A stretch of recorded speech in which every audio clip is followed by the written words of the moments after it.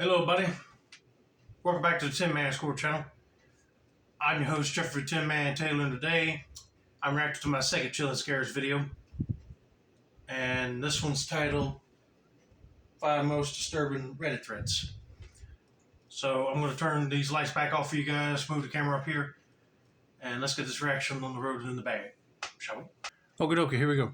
On the 31st of May 2022, members of several crime-related subreddits like Prison, Ex-Con, and Felon saw the same post from an account named Criminology Student. A quick glance at the post revealed that it was asking ex-convicts to take a survey, reading, "Research participation needed. Hello, my name is Brian, and I'm inviting you to participate in a research project that seeks to understand how emotions and psychological traits influence decision-making when committing a crime." Okay. If I was a student studying criminology, I could see it being sort of helpful, but I'm shocked to see what type of answers that these former criminals will give me. That is something really disturbing to even ask just for a research project. But anyway, let's continue. In particular, this study seeks to understand the story behind your most recent criminal offense, with an emphasis on your thoughts and feelings throughout your experience. In the event that your most recent offense was not one that led to a conviction, you may still participate. Additional surveys are included after the open-ended section as to best understand your unique traits. The study should take about 15 to 20 minutes to fully complete. This was then followed by a rather professional-sounding disclaimer from the OP, as well as his email and full name, Brian Koberger. Now, requests for surveys like this aren't exactly uncommon on these subreddits, especially from students much like Brian. But the questions in this one are a bit strange, asking things like, how did you travel to and enter the location that the crime occurred? Before making your move, how did you approach the victim or target? Before leaving, is there anything else you did? Okay, right there is kind of strange questions to even answer. And again, if any former criminals that were released and saw this survey, I know they had a lot of interesting and creepy things that they would say on these surveys. How did you leave the scene? However, the DeSales University email ID and the fact that the survey was hosted on an official-looking website suppressed any suspicion people might have had about its legitimacy. It's unclear how many people actually completed the survey, but Brian must have had some luck because he reposted the same request on many other subreddits over the next month. What none of the participants knew, however, was that this survey would end up becoming evidence for one of the worst crimes in Idaho's history. The police first became aware of the situation on November 13th, 2022 at around noon, after receiving a disturbing 911 call traced to Moscow, Idaho. 911 location of your emergency. Something is happening. Something's happening in our house. I don't know what. What is the address of the emergency? 1102.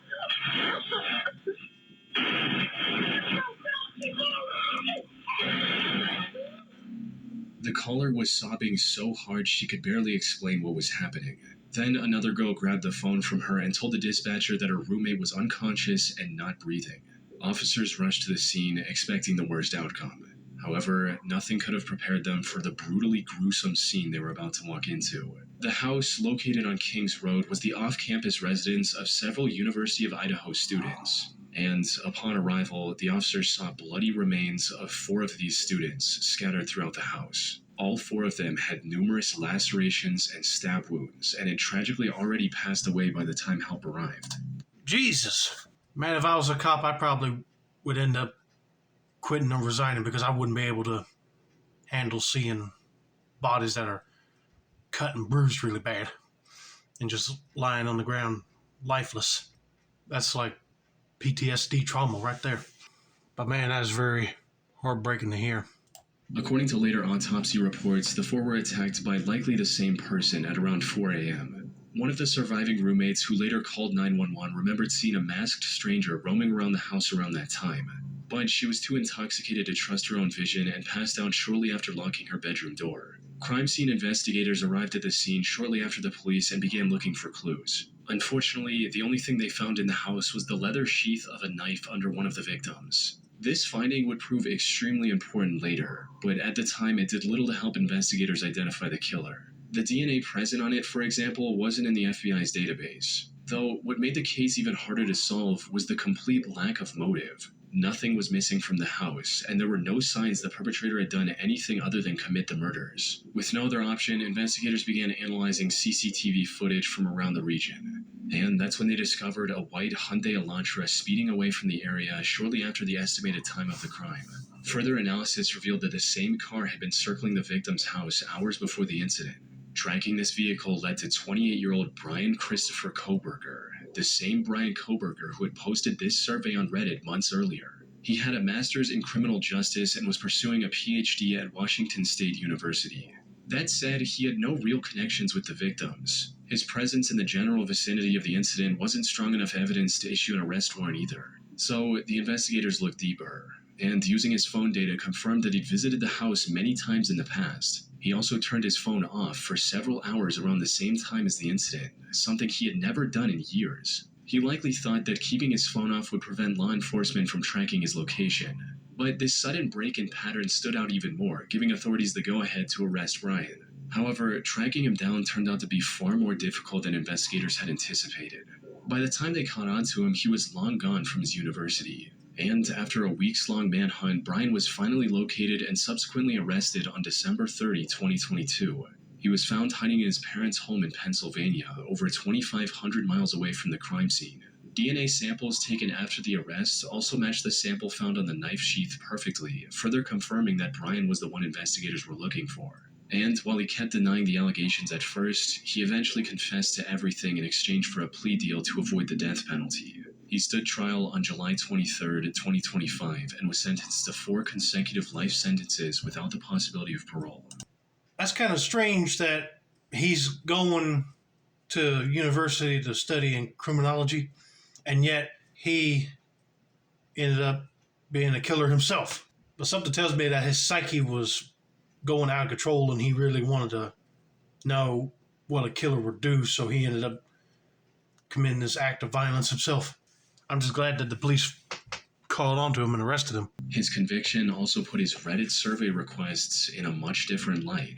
Brian was trying to learn how other criminals carried out their crimes and the mistakes that got them caught so the same didn't happen to him. Though one thing that's been completely missing from any of these findings is his motive. Why would a seemingly well-adjusted man on path to a doctorate degree commit such a heinous crime, especially when he didn't even know his victims beforehand?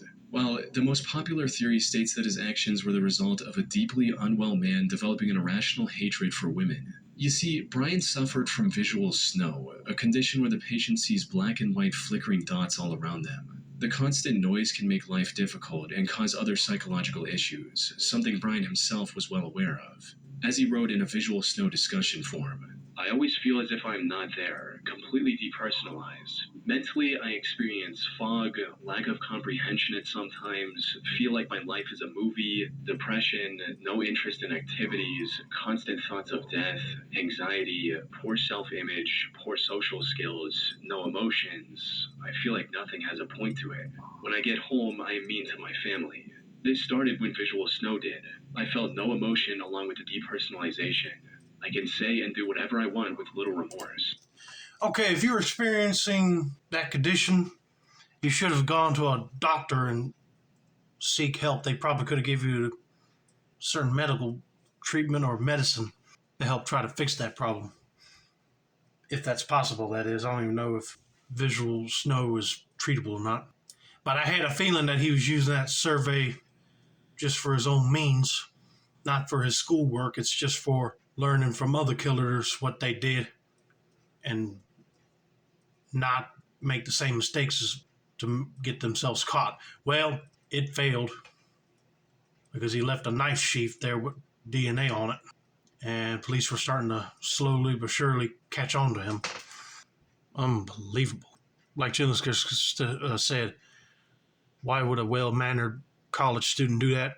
I was thinking he was probably obsessive over the whole committing a crime thing, or this condition he has, the visual snow, is making him go crazy. I don't know. But it's wrong what he did. His irrational hatred for women also manifested in his day-to-day life. It was the primary reason he was fired from his position as a teacher's assistant. and was even caught harassing women at a brewery a few months prior. Now, most analysis of Brian's reasoning end here. But from what I've seen, his motive might have been a lot deeper and involved his admiration of infamous serial killer Ted Bundy. Brian apparently did a lot of online research about Ted Bundy, both before and after committing the crime. Investigators also found a selfie Brian took with a smile on Mount Rainier, one of the remote locations Ted Bundy often visited to commit his crimes. According to an ex-detective and crime expert, maybe he wanted to pick up where Ted Bundy left off. Fortunately, his plan wasn't as foolproof as he'd expected, allowing the authorities to put him behind bars before he could hurt any more innocent people. You know, a part of me wants to feel a little sympathy for him because of that condition he had. So if I was a judge, I would have been like, sentencing him to a mental asylum just to get himself straightened out. But since he was getting all attached in Ted Bundy's life, researching him, and the detective thought that he was probably picking up where he left off, then I'll be like, no, you're going to jail for a long time. And thankfully, the judge was able to put him behind bars for life. But anyway, let's get to Reddit thread number 2. On June 27, 2022, a Reddit user shared an eerie voicemail they received that morning at 5:40 a.m. stating, "Okay, so I got a coded message sent to my voicemail from a blocked number. I do not talk to any old men or have any in my family. Any ideas of what this means? Please. I recently changed my phone number, but this is weird because where I bartend, we sell pizza. Do I listen to too much true crime, or is this weird?" This is the full minute-long voicemail OP received.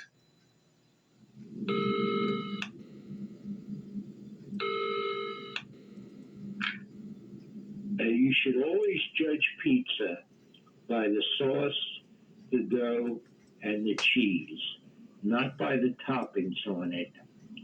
Also, when ordering pizza, especially for delivery or pickup, it is not a bad idea to order it well done, as most places have a tendency to undercook it, especially when they're busy, like a Friday night. Now, that is, of course, unless you like it lightly cooked. Now, I have no interest at all in watching the Kardashians, and I never have, nor will I ever wear a backpack. And I hope this is clear to you. No, it's not clear to me at all. That's just kind of weird that somebody would leave a voice message about pizza and not liking the Kardashians or wear a backpack. I mean, that's just weird, especially when he goes down to the detail of the consistency of the dough, the sauce, and the cheese. Makes it seem like he's really obsessive over pizza. Really creepy, I tell you. The whole thing sounded like nothing but incoherent rambling on a first listen. It started with a somewhat understandable point about judging pizza from its sauce, dough, and cheese, since those are the core components of pizza. But then the advice about ordering a well-done pizza made no sense, as pizza being delivered undercooked isn't really an option. Though the most bizarre sections of the voicemail came from after the pizza rant, where the topic suddenly jumped to watching the Kardashians and, even more strangely, wearing backpacks. How this all connected to each other was unclear.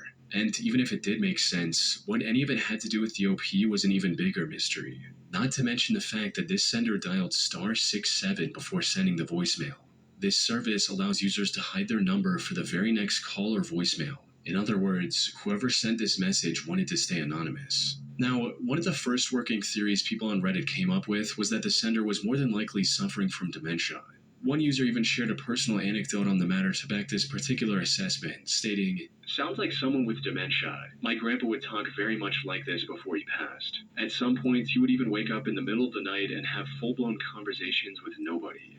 But while that all is a possibility, it doesn't seem very likely. Mainly because there are no pauses or stumbles between the different thoughts. It's as if the caller had rehearsed the message beforehand, or maybe even written it down before calling. Of course, this could just be a troll message with no real purpose other than to spook the OP. However, a more plausible theory gives this otherwise strange-sounding voicemail a much more sinister meaning. And it all stems from the Pizzagate controversy from back in 2016. where Democrat-led establishments, namely the Comet Ping Pong Pizzeria in Washington, D.C., were accused of being fronts for illegal trafficking rings. At the time, several official sources, including the Washington Police, New York Times, and the Washington Post, ensured that this was nothing more than a conspiracy with zero proof to back its claims. For instance, the accusations claimed the restaurant had a basement where underage victims were kept before being sold off. But when inspected, the building turned out to have no basement at all, let alone one big enough to facilitate a large-scale criminal operation. However, the sheer popularity of this controversy could have led to an actual uptick in using pizza-related terms as code for actual trafficking operations. So, as the theory goes, the message OP received was encoded with similar intentions and was meant for someone else. Especially with the addition of, "I hope this is clear to you" at the end, which implies a deeper meaning to those words. As one user put it, "It's some kind of coded message for a person who most definitely was not meant to be you." The "I hope this is clear to you" line, as well as it sounding like he's reading off of a prepared script, makes it seem pretty deliberate. The random mention of Kardashians and backpacks seems like another code in the midst of a weird rant about ordering pizza. Seriously, who undercooks pizza? And finally, the fact that they hid their number, it just kind of solidifies it in my mind. He either dialed the wrong number, which seems more likely as your line is already 3 years old, I think you mentioned, or tried to reach the person who had your last number. Following this logic, some other users tried to decipher the code, but without the actual key, there is no way to confirm or reject any of these interpretations. For instance, the undercooked or well done parts could be a metaphor for the victim's age or their skin color. Okay, my mind is having problems processing all this information right here. But yeah, never heard of no gang-related ring on the news hiding underage people in the basement of a restaurant. I mean, I never heard anything about it. Do you see the whole theory of someone having dementia might be plausible because they might have called somebody else's number by mistake and they were thinking that they were probably talking to a friend. Or it might be somebody trying to give off a coded message, but he called the wrong number by accident. Who knows? I mean, all theories are just up in the air right now. Mention of not watching the Kardashians could refer to the type of payment agreement the sender is looking for. And as one user pointed out, the Friday section could be a way to confirm the meetup date.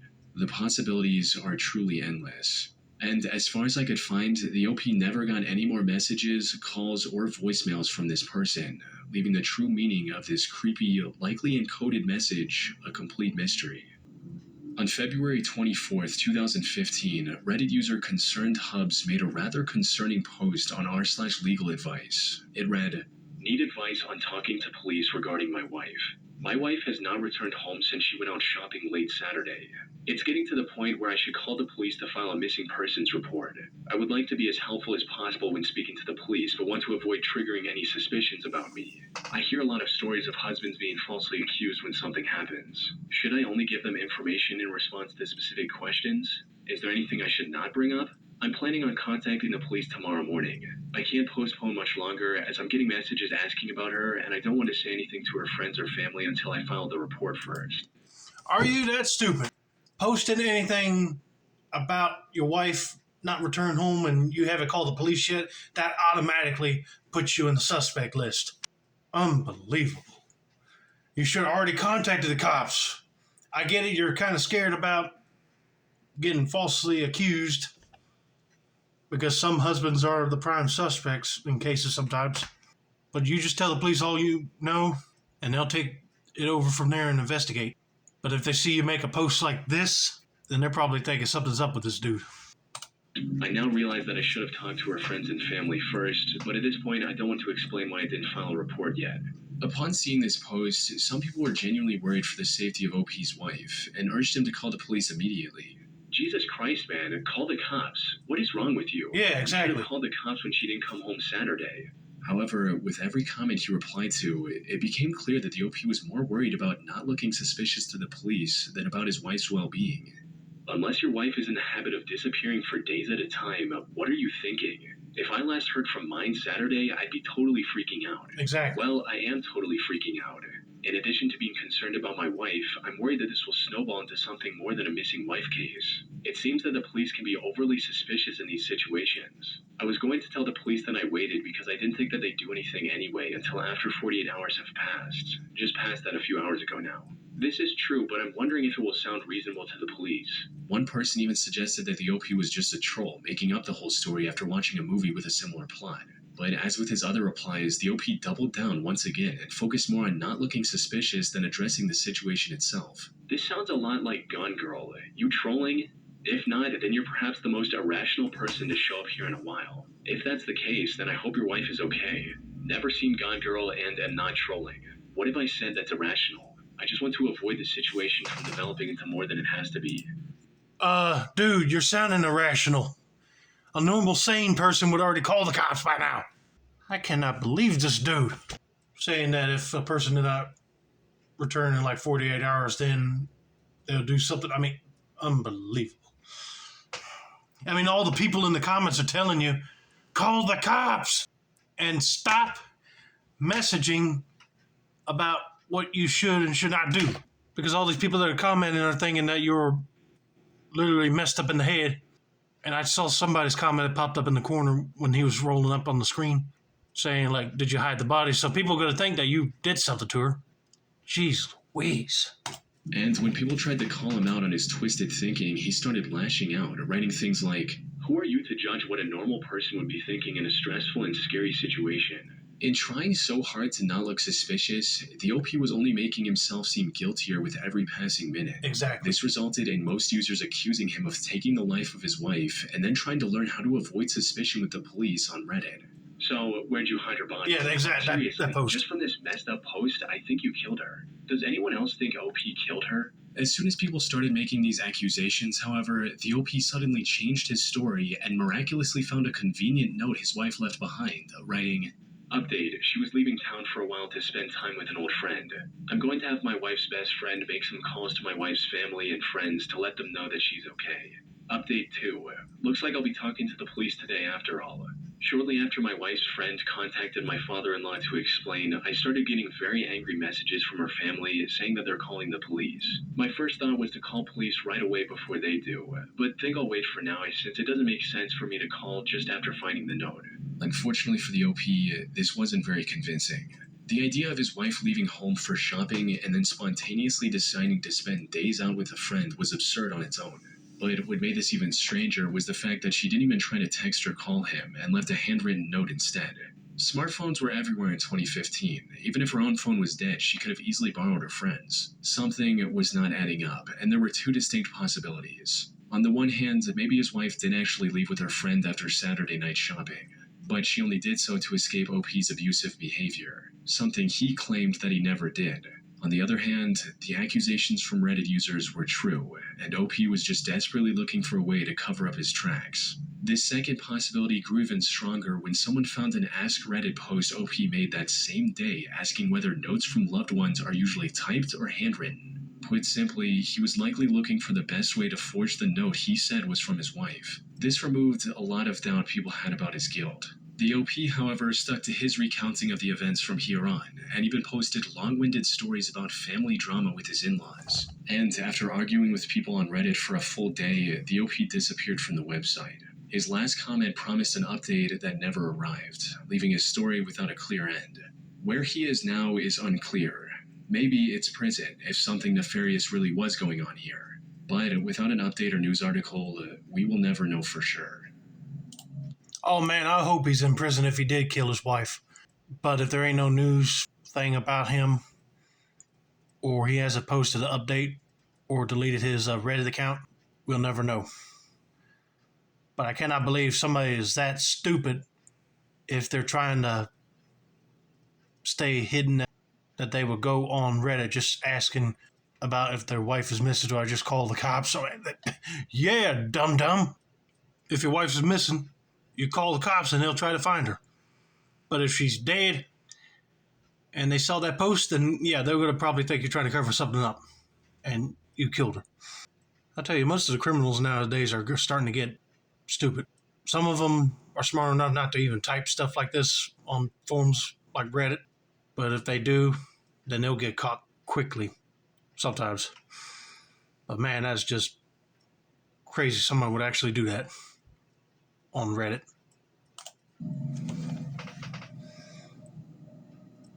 On January 18th, 2014, a post on r/askreddit asked users to share the scariest situations they'd been in, moments when they weren't even sure if they would make it out alive. This post reached the front page of Reddit and received thousands of replies with people sharing stories from their time in the military, experience with car accidents, and how they felt when faced with a cruel prank from a relative. However, most of these stories paled in comparison to the disturbing account user SwiftJustice25 shared about their encounter with a creepy man in a foreign country. The comment read, "This post is very long, but I couldn't tell the whole story very well without it being this long. When I was a missionary in Brazil, my companion and I were approached by a seemingly homeless man who greeted us in almost perfect English.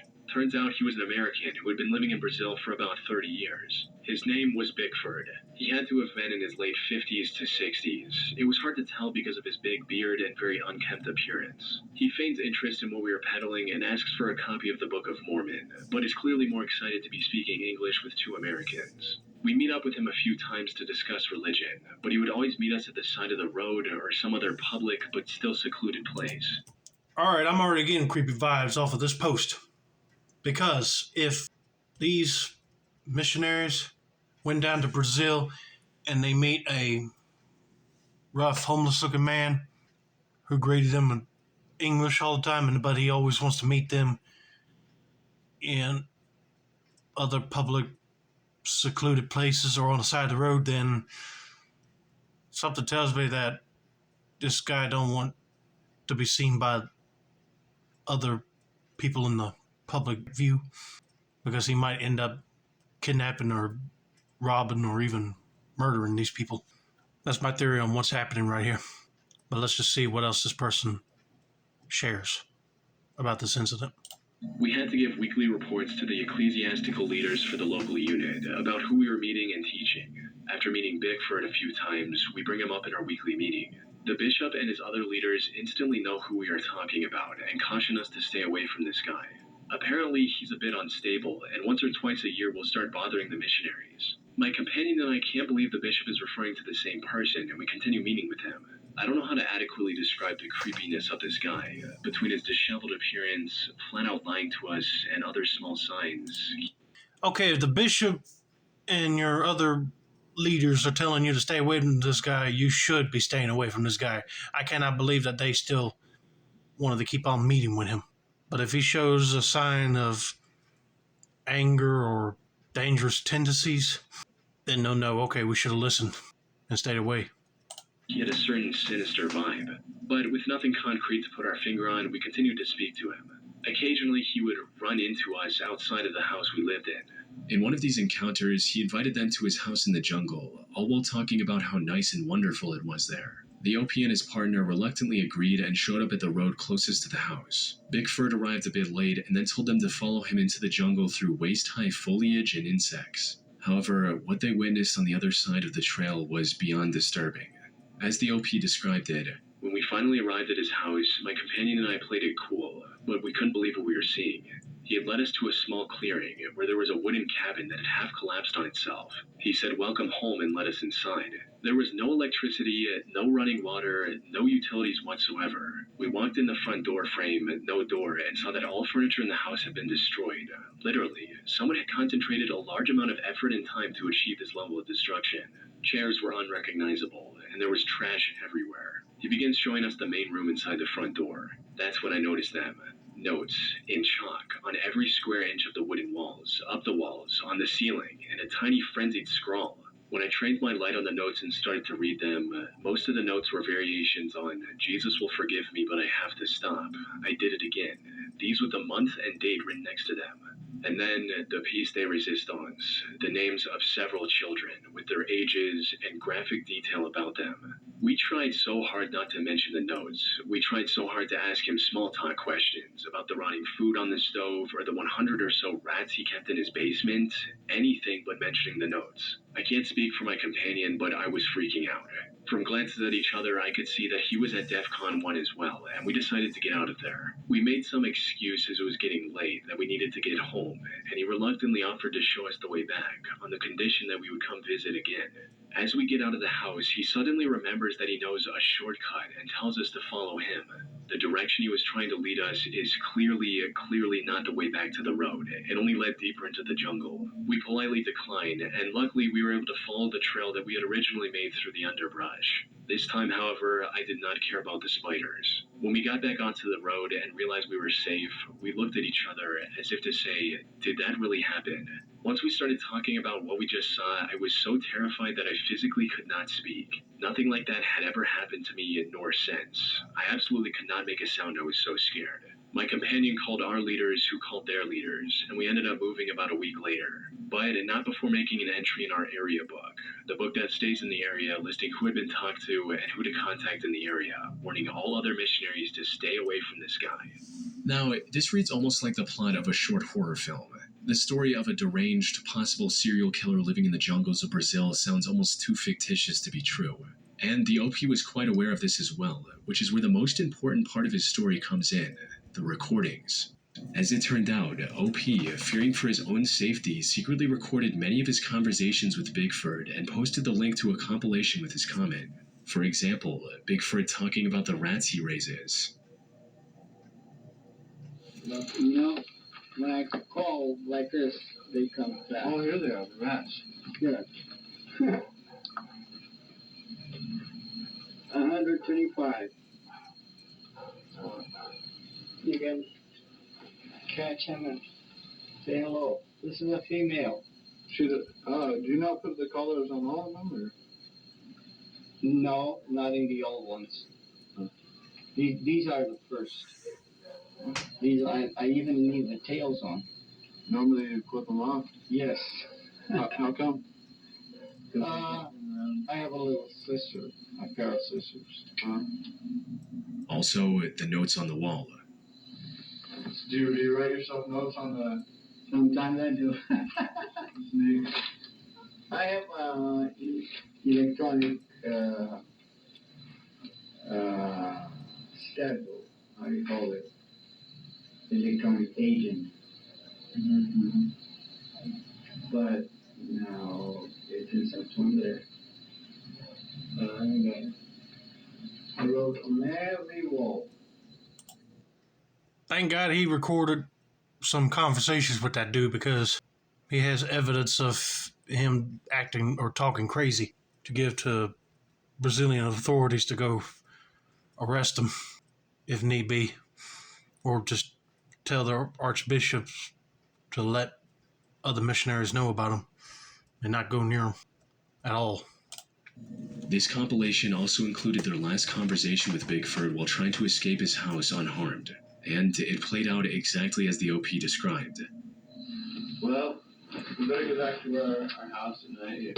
Okay. It was nice to come out here. Let me return that little rat.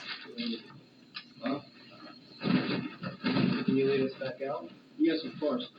But there's a shorter way to go out. No, we can go out the same way that we came in. Same way is fine. Think so? Mm-hmm. Yeah. Second one.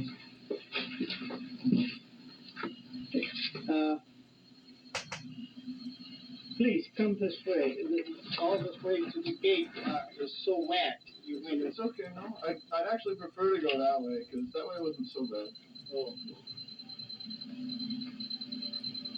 I know. Well, so there's a short. Remember that street I told you? Mm-hmm. The street is closer here from this way.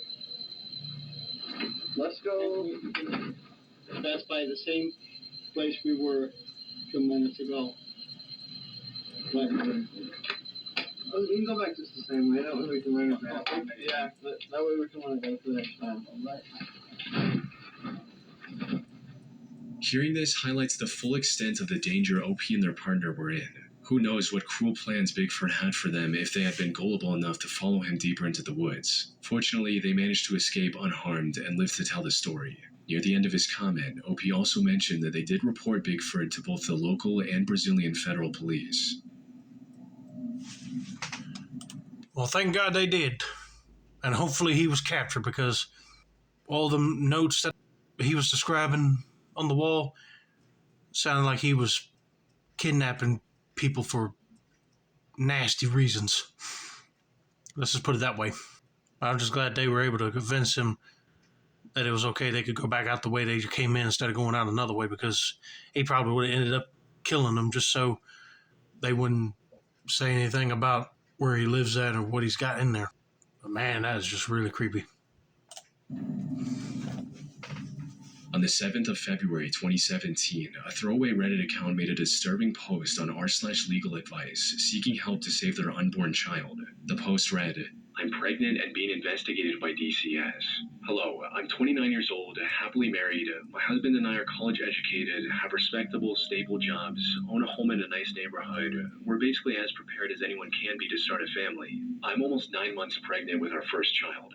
The problem is that 11 years ago, when my husband was a freshman in college, he was arrested for possession of marijuana. It was a large enough amount that he was charged with a Class D felony. Our jurisdiction is very harsh regarding marijuana, but not intent to deal. He pleaded guilty and did his time in probation without a problem, passing every drug test along the way. He has not touched marijuana or any other illegal substance since, and we rarely even drink and haven't at all in over a year. I have no criminal record and have never done drugs myself. It was a stupid mistake he made as a foolish 18-year-old, and he's worked hard to put it behind him. Someone has apparently contacted child services in our area and informed them that we are drug users. This accusation is being taken very seriously because of my husband's record. We have been as cooperative as we could be with our caseworker. We've been interviewed, our home has been examined, and she found nothing remotely suspicious or incriminating. We've both taken drug tests and passed. Our caseworker says that everything looks just fine so far. Unfortunately, she also says that there's still the possibility that our child could be taken from us in the labor and delivery ward, and that we won't be allowed to take her home. I was devastated and horrified to hear that. When I asked why, she said it was not up to her, and we'll have to wait and see, which made absolutely no sense to me.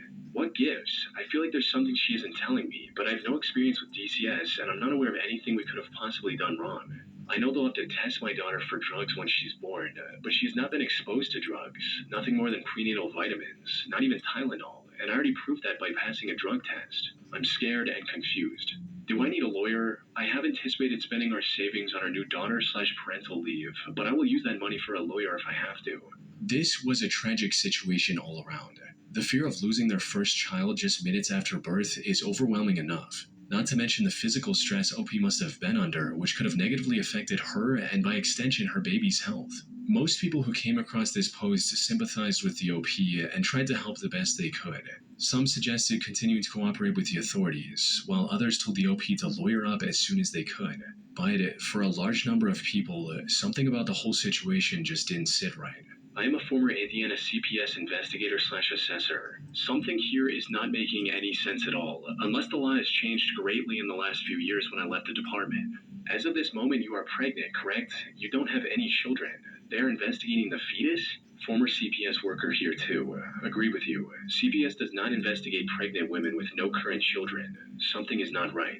They urged the OP to take a closer look at the investigation, maybe even call CPS and DCS directly and inquire about the ongoing investigation. Even then, none of these commenters could have expected just how correct they would be. The truth came out on February 22nd when the OP returned with a very important update, stating, "I contacted and met with a lawyer and explained the situation to him. He seemed to agree that something was very fishy. To make a long story short, the woman handling our case has no affiliation with DCS. I'm still in complete shock. We went straight to the police. They're taking this very seriously. I can't give a lot of details because it's an ongoing investigation, but she seems to have been a very skilled/well-researched liar. I never would have known anything was amiss without the advice of this subreddit and the intervention of my attorney. I feel like a complete idiot, but the instinct to cooperate unquestioningly when faced with an intimidating authority figure is strong. I haven't had the baby yet. We're staying in a trusted family member's home until the baby is born. My OB and the hospital we'll be delivering at have already been informed of the situation and will be taking the appropriate security measures. I'm still freaking out, but we're taking every precaution for the safety of my child, and hopefully everything will turn out okay. Thanks again, everybody, truly." However, while the OP's situation had a somewhat happy ending, it's hard to imagine what would have happened if she hadn't turned to the internet for advice. Whoever this imposter was clearly did her homework. She knew about the husband's past felony and had enough legal knowledge to pose as a government worker for months without getting caught. An even scarier thought is what this imposter was planning to do once she had the newborn baby. The best case scenario would have been a legal adoption in exchange for money. but there were far worse possibilities for what could have happened to that infant. Luckily, the crisis was averted before it happened. That said, I wasn't able to find any reports of this imposter ever being identified or arrested.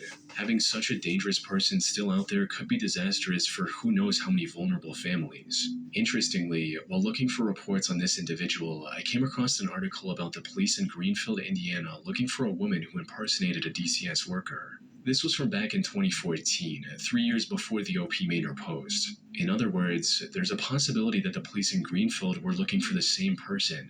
Maybe she somehow avoided getting arrested and went after the OP years later. On a similar note, a 44-year-old woman named Lisa Nakrelli was arrested in June 2023 for impersonating a CPS worker and trying to kidnap a 4-year-old boy.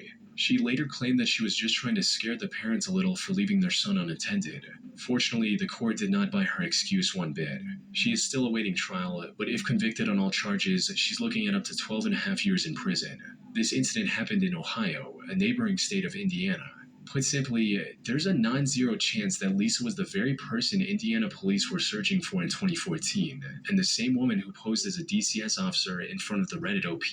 If this is the case, she likely moved to Ohio after getting exposed in Indiana and tried pulling the same trick all over again. Though I should mention that this is nothing more than an educated guess on my part based on everything we've seen. Maybe we'll finally learn the truth when she eventually stands trial. I cannot believe that someone would actually pull off this crime of scaring a couple that is experiencing their birth of their first child just by saying that DCS might take the baby away because they know about the husband's former marijuana use. Really? I'll be asking for her ID right at that moment and be like, I'm calling the cops because something ain't right here. That's like Chill and Scares said and all these other people mentioned in the forum. It's all fishy and bull crap. And the fact that this woman that's in court right now tried to take a 4-year-old boy from a family, and just by saying she wanted to teach the parents a lesson for neglecting their child. Bull crap. You're lying. You really wanted to take that kid. Well, hopefully all this goes away and that family gets to live a happy life without any problems whatsoever. But anyway, I hope you guys enjoyed this video. Don't forget to like, subscribe, turn on those post notifications for more Chill and Scares content like this. This has been another successful installment of the Tin Man Score channel. I'm your host, Jeffrey Tin Man Taylor, and that's a wrap, and have a nice day, y'all.